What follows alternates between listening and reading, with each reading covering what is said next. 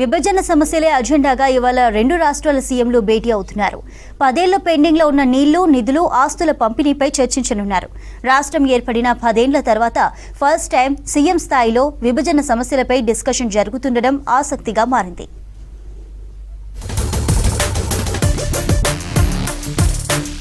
తెలుగు రాష్ట్రాల ముఖ్యమంత్రులు రేవంత్ రెడ్డి, చంద్రబాబు ఇవాళ భేటీ కానున్నారు. హైదరాబాద్ ప్రజాభవన్లో సాయంత్రం 6 గంటలకు జరిగే సమావేశానికి ఏర్పాట్లు చేశారు అధికారులు. విభజన అంశాలపై ఇద్దరు సీఎంలు ప్రత్యేకంగా భేటీ కావడం ఇదే మొదటిసారి. కృష్ణా జలాలు, షెడ్యూల్ 9, 10లోని సంస్థలు, ఆస్తులపై సమావేశంలో చర్చించనున్నట్లు సమాచారం.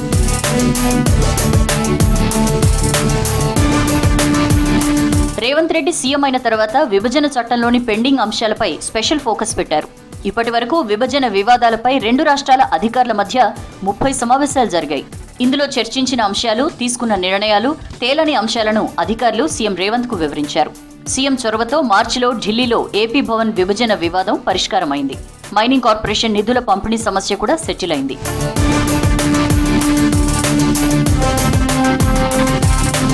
షెడ్యూల్ 9లోని 91 సంస్థల ఆస్తులు, అప్పులు, నగదు నిల్వల పంపిణీపై కేంద్ర హోంశాఖ షీలా బీడే కమిటీని వేసింది. వీటిలో 68 సంస్థలకు సంబంధించిన పంపిణీకి అభ్యంతరాలేం లేవు. మిగతా 23 సంస్థల పంపిణీపై రెండు రాష్ట్రాల మధ్య ఏకాభిప్రాయం కుదరలేదు. 10వ షెడ్యూల్లో ఉన్న 142 సంస్థల్లో Telugu academy, Telugu university, Ambedkar university లాంటి 30 సంస్థల పంపిణీపై ఇంకా వివాదాలున్నాయి. రాజ్భవన్, హైకోర్టు, లోకాయుక్త వంటి రాజ్యాంగబద్ధ సంస్థల నిర్వహణ బకాయిలపై వివాదం ఉంది. విద్యుత్ సంస్థల బకాయిలపైన రెండు రాష్ట్రాల మధ్య వివాదం ఉంది. దాదాపు 24,000 కోట్ల రూపాయలు ఏపీ నుంచి రావాలని తెలంగాణ వాదిస్తోంది. తెలంగాణ 7,000 కోట్లు చెల్లించాలని ఆంధ్రప్రదేశ్ అంటోంది.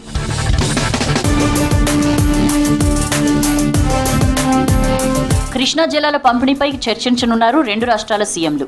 రాష్ట్రం ఏర్పాటయ్యాక 2015లో జరిగిన నీటి పంపకాల్లో అన్యాయం జరిగిందని తెలంగాణ అంటోంది. ఏపీకి 512 టీఎంసీలు, తమకు 299 టీఎంసీలు కేటాయించడం తప్పని వాదిస్తోంది. కృష్ణా బేసిన్లోని నీళ్లను 50% చొప్పున పంచాలని పట్టుబడుతోంది. గత ఏపీ ప్రభుత్వం శ్రీశైలం డెడ్ స్టోరేజ్ నుంచి నీళ్లు తీసుకెళ్లడానికి చేపట్టిన సంగమేశ్వరం లిఫ్ట్ ఇరిగేషన్ స్కీమ్ పైన డిస్కషన్ చేసే అవకాశం ఉంది.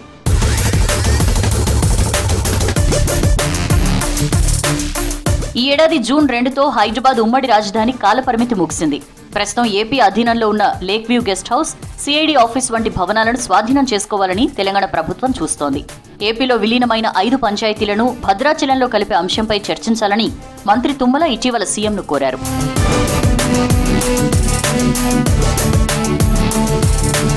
ఇప్పటికీ కొంతమంది ఐఏఎస్, ఐపీఎస్ అధికారులు అక్కడివారు ఇక్కడ, ఇక్కడివారు అక్కడ పనిచేస్తున్నారు. ఏపీకి అలాట్ చేసిన వారు తెలంగాణలో పనిచేస్తున్న పరిస్థితి. ఈ ఇష్యూపై ఏం చేయాలనే దానిపై క్లారిటీకి రావాలని ఏపీ ప్రభుత్వం భావిస్తోంది. ఇక ఏపీ నుంచి తమను రిలీవ్ చేయాలని తెలంగాణ ఉద్యోగులు కోరుతున్నారు. ఈ ఇష్యూపై కూడా ఇద్దరు సీఎంలు చర్చించే ఛాన్స్ ఉన్నట్లు తెలుస్తోంది.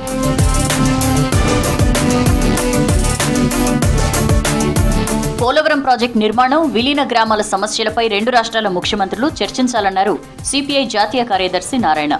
నీటి సమస్యను సామరస్యంగా చర్చించుకోవాలని సూచించారు. రెండు రాష్ట్రాల ప్రజల సంక్షేమం కోసం సమావేశం జరగాలన్నారు నారాయణ. రెండు రాష్ట్రాల్లో ఉన్న ముఖ్యమంత్రులు చూడాల్సింది ఏంటంటే తెలుగు మాట్లాడే ప్రజానీకానికి క్షేమం కోరాలి. ఎవరి రావాల్సిన వాళ్ళు న్యాయబద్ధమైనటువంటి డిమాండ్ సాధించుకోవాల్సిందే. కేంద్ర ప్రభుత్వం ఈ రెండు రాష్ట్రాలు వాళ్ళు కలిసి గట్టిగా ఆందోళన చెప్ప ఈ విభజన చట్టాలు ఉన్నటువంటివి అమలు కావు.